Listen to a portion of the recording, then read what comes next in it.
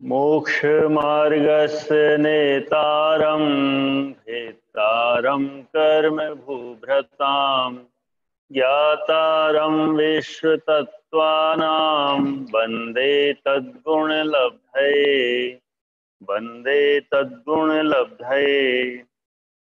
परस्परोदीरित दु अखाएं चार। अर्थ वे नारकी आपस में दुख उत्पन्न करने वाले होते हैं। सूत्र रखने का कारण, इन नारकियों को शीत उष्ण जन्य ही दुख है कि और भी दुख है, ऐसा पूछने पर यह सूत्र कहा गया है। राजवार्तिक उचार, जिन कारणों से दुख उत्पन्न होता है वे क्या इतने ही हैं या और भी हैं, इस बात का ज्ञान कराने के लिए यह सूत्र कहा गया है। सर्वार्थ सिद्धि 374। परस्परोदीरित आपस में एक दूसरे को पीड़ित करना परस्परोदीरित है। इस प्रकार सभी नारकी जीव भवस्थिति आयु के चरम समय पर्यंत यथावसर क्षेत्रजनित मानसिक, शारीरिक और असुरकृत असाता दुख भोगते हैं। दुखों में रचेपचे नारकियों को क्षण मात्र के लिए भी सुख नहीं है। उनके दुख दारुण बढ़ते ही रहते हैं। नारकी जीवों को नेत्रों की पलक झपकने जितनी देर के लिए भी सुख नहीं है। वे सर्वदा दुख से ही अनुबद्ध है। रात दिन दुख रूपी अग्नि में ही जलते रहते हैं। इस प्रकार पूर्व में किए गए दोषों से जीव नाना प्रकार के दुख प्राप्त करते हैं। उनके दुखों का वर्णन करने में कोई भी समर्थ नहीं है। उन दुखों को वे ही भोगते हैं तथा केवल ही जानते हैं। जहां जीवों को न रुचे, जहां जीव रहना पसंद न करे, वो नरक है। वहां के अति भयानक दुखों का वर्णन करते हुए आचार्य यतिवृषभ तिलोय प्रणति में विस्तार से लिखते हैं कि जिस प्रकार दुष्ट व्याघ्र मृग के बच्चे को देखकर उसके ऊपर टूट पड़ता है, उसी प्रकार क्रूर पुराने नारकी नवीन नारकी को देखकर धमकाते हुए उसकी ओर दौड़ते हैं।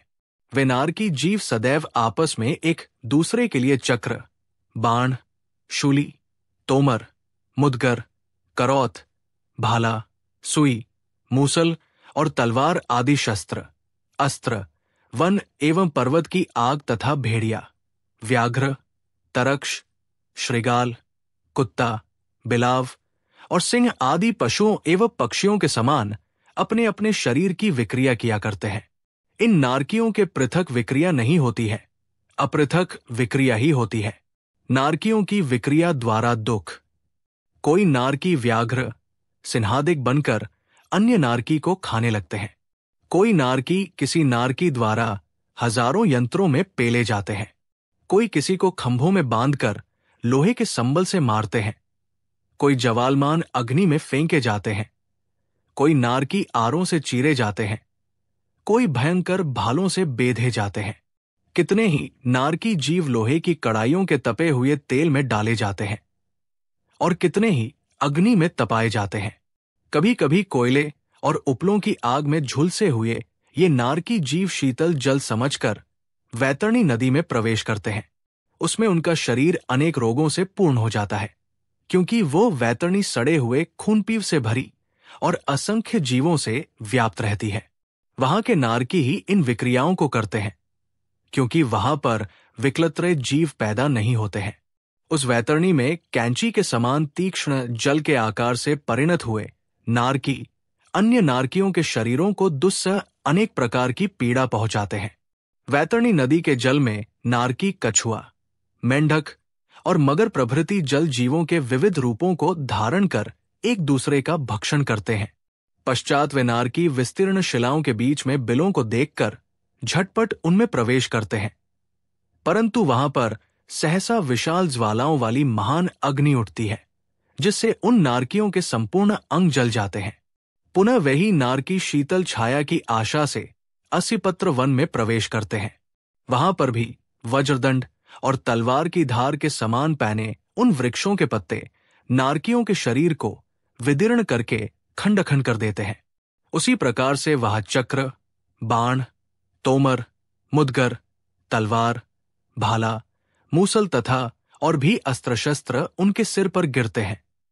अनंतर जिनके सिर छिद गए हैं, हाथ, पैर आदि अंग खंडित हो गए हैं, जिनके नेत्र और आंतों के समूह बाहर निकल पड़े हैं, ऐसे वे नारकी अशरण होकर उस वन को छोड़कर भागते हैं। तब गृध्र, गरुड़, काक आदि वज्रमय मुख वाले व तीक्ष्ण दांतों वाले पक्षी बनकर के नारकी उन नारकियों के शरीर का भक्षण करने लगते हैं। कोई कोई नारकी उन नारकियों के अंग और उपांगों को प्रचंड घातों से चूर्ण कर घावों पर क्षार पदार्थ तेजाब आदि डाल देते हैं। घावों में क्षार पदार्थों के डालने से वे नारकी करुणापूर्ण विलाप करते हैं और दुख देने वाले नारकी के चरणों में पड़ते हैं। फिर भी वे निर्दयी नारकी उन्हें खंड खंड करके चूल्हे में डाल देते हैं। तिलोय पणति 317 से 340। नारकियों का परस्पर दुख देने का कारण। 1. नारकियों में निर्दयता होने से कुत्ते के समान एक नारकी के दूसरे नारकी को देखने से क्रोध की उत्पत्ति हो जाती है। 2. रौद्रध्यान से नरक में उत्पन्न होने के कारण तथा अंतरंग कारण स्वयं के उपार्जित क्रोधादि कर्मों के उदय से युक्त क्रोधी नारकियों में परस्पर दुख उभार उदीरित कर दिया जाता है। जैसे उत्साह सहित ललकारने पर कुपित मेढ़ा, मुर्गी, दुष्टजन आदि के द्वारा परस्पर दुख उदीरित कर दिया जाता है। श्लोक वार्तिक 5/307। किन कार्यों का नरक में क्या फल मिलना।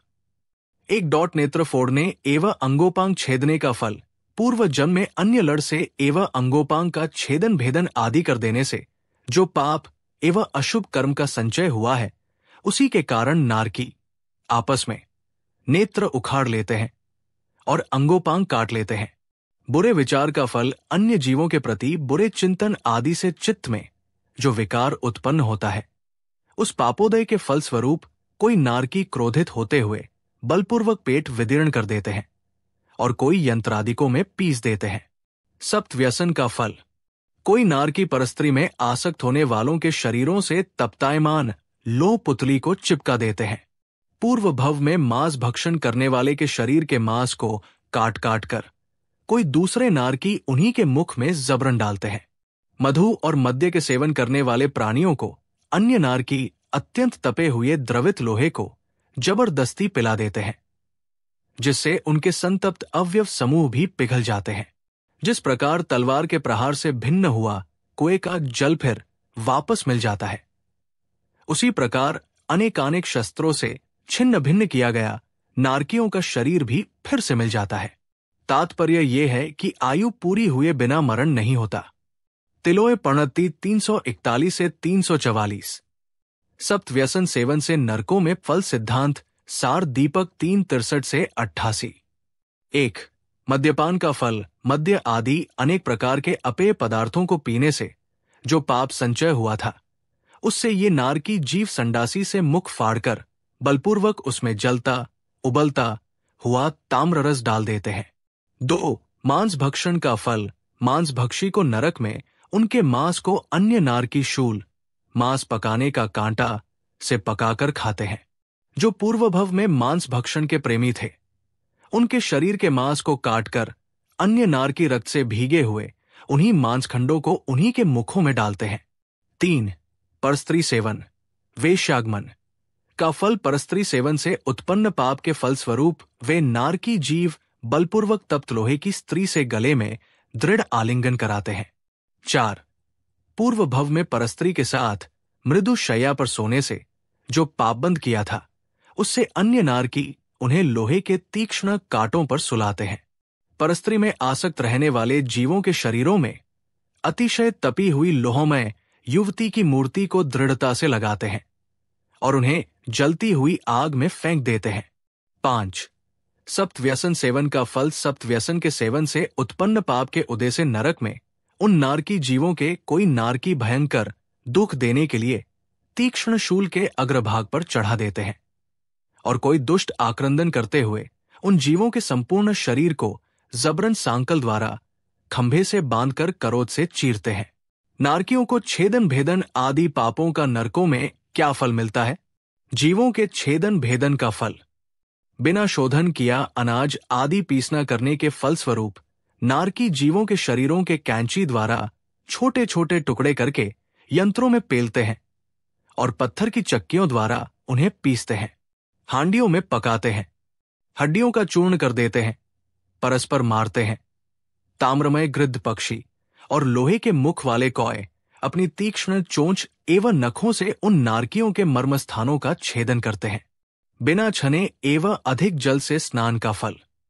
नित्य ही बिना छने अप्रमाण जल से स्नान करने के कारण जो पाप उत्पन्न हुए थे, उन्हीं के फलस्वरूप कोई जीव वैतरणी नदी की कल्लोल मालाओं के बीच आकुली भाव को प्राप्त होते हैं। कोई अन्य नारकियों द्वारा उसमें डुबोए जाते हैं। मद का फल। पूर्व जन्म में नाना प्रकार बढ़ते हुए मद समूह से संचित पाप के फलस्वरूप उन नारकी जीवों को अन्य नारकी तप्तायमान लोहे के आसनों पर बैठाते हैं। बैर विरोध रखने का फल।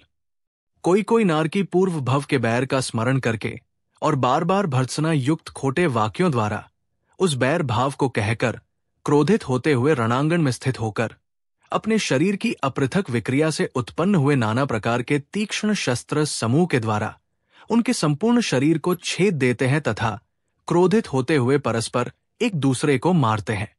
झूठ बोलने का फल। शत्रुभाव को प्राप्त नारकी दूसरे नारकी पूर्व भव में झूठ बोलने वाले नारकी की जीभ ही उखाड़ लेते हैं और अत्यधिक दाहक गर्म ताबे को उन्हें पिलाते हैं। दूसरे नारकी उन्हें नोचते हैं, शस्त्रों से बार बार कोचते हैं, हथियारों से दांत उखाड़ डालते हैं, ओठों को किसी यंत्र से काट लेते हैं, उनके मुखों में बलपूर्वक भयंकर सांपों को ठूस देते हैं जिनकी फुंकार से प्राण निकलते हैं। वरांग चारित्र 552 तत्वार्थ सूत्र अध्याय 3 सूत्र 4 नारकियों के दोखों की व्याख्या पूरी हुई। जिन वाणी माता की जय।